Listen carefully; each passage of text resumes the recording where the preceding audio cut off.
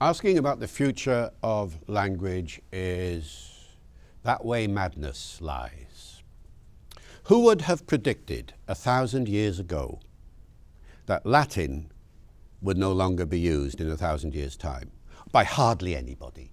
You know, I mean, obviously Latin is still used in certain circumstances, but it would not be the normal education to be fluent in Latin. If you'd said that 1,000 years ago, people would have said you were mad. So, in 1,000 years' time, will English still be a global language? We could all be speaking Martian by then, if they land and take over. You know, who knows what's going to happen? To ask about the future of language is to really ask about the future of society.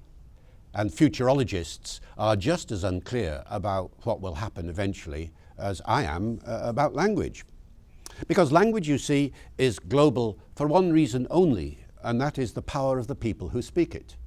Power always drives language. There is no other reason to speak somebody else's language other than you want to improve your quality of life, or you want to influence them in some way, or whatever it might be. I mean, the tradition in English, of course, English became global for a whole variety of reasons. First of all, the power of the British Empire. Later, the power of American imperialism.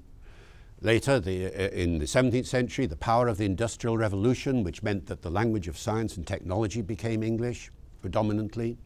In the 19th century, the power of money talks, and the two most productive nations of the world were Britain and America, both using English. So the language of international banking became the pound and the dollar, English once again. And then in the 20th century, cultural power, as you all know, because every aspect of culture you've encountered has some sort of history in the English language, like pop songs, for example, international advertising, air traffic control, the development of radio and television, the development of the internet, 100% an English language medium when it started. Though today, only a fraction of the internet is English. Internet has become multilingual. So, what's going to happen next? English will stay a global language as long as certain things happen. First of all, that the nations that are recognized as the most powerful nations in the world continue to use English, and all the other nations want to be like them, or want to interact with them, or want to sell things to them, and so on. And so English will stay like that for as long as those nations retain that kind of power. And we're talking mainly America here, aren't we? Predominantly. On the other hand, it doesn't take it isn't rocket science to think of scenarios where, for whatever reason, American power diminishes, the power of some other nations grows, and you get other parts of the world becoming more dominant. And, you know, people say, well, what about Chinese? Well, one day maybe. At the moment, there's no sign of China wanting Chinese to be a global language, because they're all learning English in China for the most part. But you could imagine a scenario where it was the other way around. You can imagine a scenario when Spanish is the fastest growing language in the world at the moment, population-wise, because of South America and Central America, and increasingly in North America, Spanish is becoming very widely used. You can imagine a scenario where one day we might all end up speaking Spanish. In another scenario, you can imagine one day we might all end up speaking Arabic, for reasons that are perfectly obvious to anybody who looks at the world. So all of these things could happen. At the moment, there's no sign of a diminution in the prestige of English, the desire to learn English. The figures are going up and up and up every year. At the moment, over 2 billion people speak English. There's never been so many people speaking one language before, and there's no sign of any slackening off in that progress. So the long-term future, no idea. The short-term future, no change. And for people who ask that question, implicit in it, I think, is the question, what English will it be that continues for a while to be the global language? What English will it be, indeed? There are so many answers to this question, really. If you look at what's happening at the moment, then you see certain trends. Remember that this whole business of global English is very recent. Nobody was talking about global English 30 years ago. I only started giving lectures on global English in the 1980s. The first books on global English were not written until the end of the 1990s. And so we're talking about a very recent trend here. The world needs a global language because countries want to talk to each other. So there have to be institutions to enable that to happen. And the obvious institution is the United Nations. So the UN is only, 1940s, when there were 50 or so nations in it. And now there are nearly 200. And so suddenly the world is talking, the countries of the world are talking to each other. Now, what kind of English will it be? Well, if you join the club, as it were, the English-speaking club, you will, as at joining any club, you will look to the senior members, as it were, the most established members. And you'll look at the statistics. You'll speak the English that you most often encounter in the world. And that, of course, is American English. And so that is one scenario, that American English will ultimately dominate all other varieties of English. And we already see this happening in small ways, don't we? In British English, for instance, you see the impact of American English in all sorts of ways. On spelling, for example. Once upon a time, you'd spell the word encyclopedia with an AE in the middle in a traditional British way. The American way is to spell it with an E in the middle. And now in Britain, virtually everybody spells it with an E in the middle. And so you see American English coming in. In pronunciation, I say schedule. All my kids say schedule. That's happened in a generation. That's an American pronunciation that's taken over. And similarly in grammar, you get American English grammar influencing British English grammar a lot. I've just eaten. I'd use the present perfect. I would. But an awful lot of young people today say I just ate or I just ate, depending on your pronunciation. You use the American. They use the preterite form, the past tense form. So there are differences there. American vocabulary coming into British English as well. Only a little bit in the other direction. You can go to New York now and see pubs everywhere. Well, that's a British term. So there is a little bit of movement in both ways, but it's largely one way. And now I've been to Australia, and one of the complaints that people have in Australia is the American English that's coming into Australian English, and I see this everywhere. So that is one scenario. But there is a different scenario as well, and it is this. Why is there American English in the first place?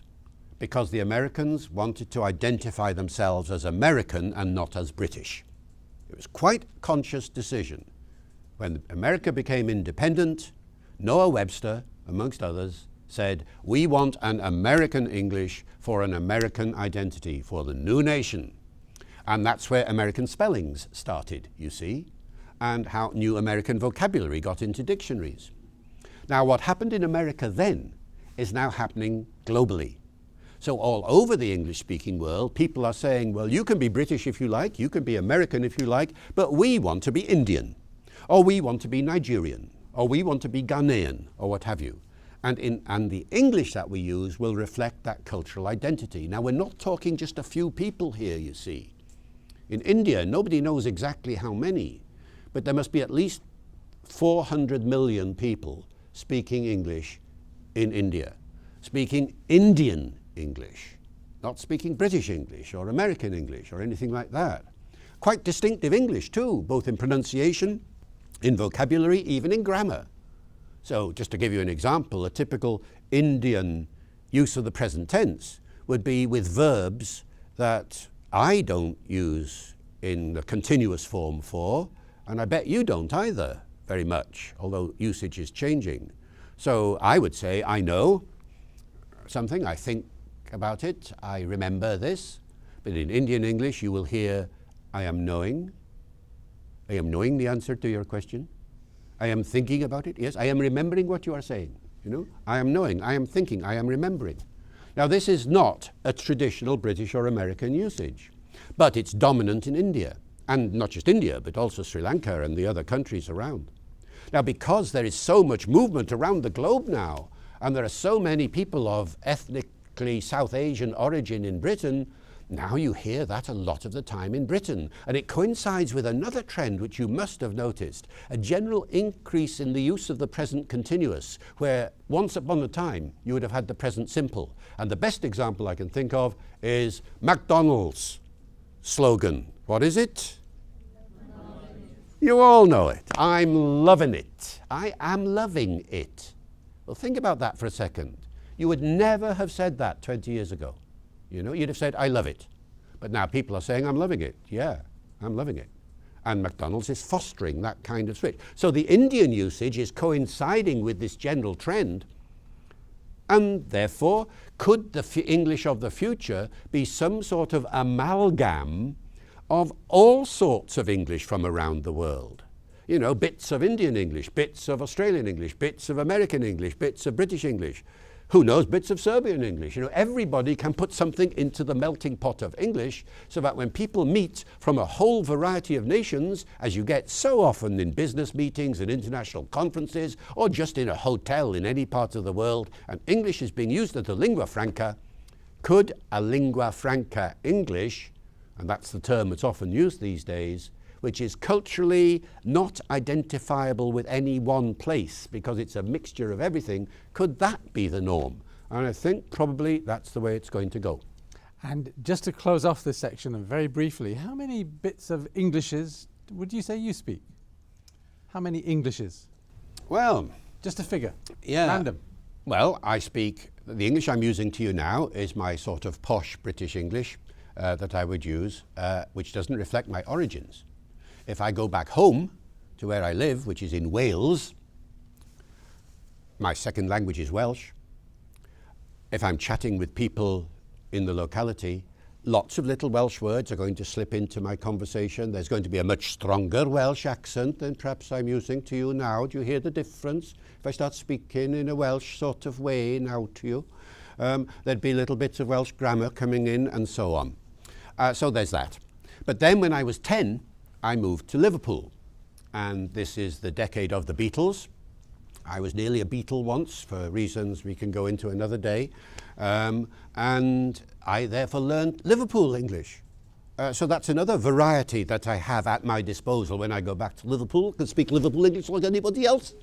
I can speak like Paul McCartney and all the others. You know, I can do this. It's a natural accent for me, though it sounds a bit artificial now, out of context. Always takes you a little bit of time to get into the accent when you go into the new area. And as I travel the world, and I think everybody does this to some extent, I think you do as well, you accommodate. Now, by accommodate, I mean you pick up some of the features of the accent and the dialect that you're part of. That is, if you're getting on well with the people, if you like the people, you start slipping into their accent. I bet it happens in Serbian. You know, one part of the country and another, you meet, and you suddenly start speaking a bit like the accent of the person from the other part of the country. This happens all the time on a global scale in English, you see. So if I go to America, suddenly, before I realize it, the R comes into my voice, and suddenly I start speaking like this, and so on and so forth. You know, I mean, if I go to Ireland, I start speaking in an Irish kind of way. So there's no answer really to the number of varieties that are there if you have an ear that tunes in to these areas. Mm-hmm.